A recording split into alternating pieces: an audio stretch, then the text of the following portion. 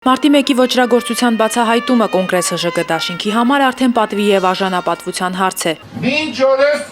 այդպես էլ որևէ մեկը պատասխան չի տվել քաղաքի կենտրոնում կատարված սպանությունների համար։ Առ այսօր զոհվածների հարազատները չեն ստացել փոխհատուցում։ Ակնհայտ է, որ այս իշխանության օրոք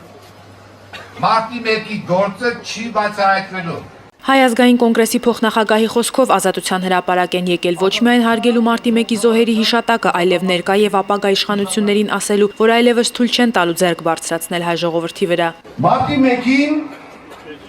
գնդակահարվեց ազատության հրապարակը։ Գնդակահարվեց այն ազատության հրապարակը, որը 1988 թվականից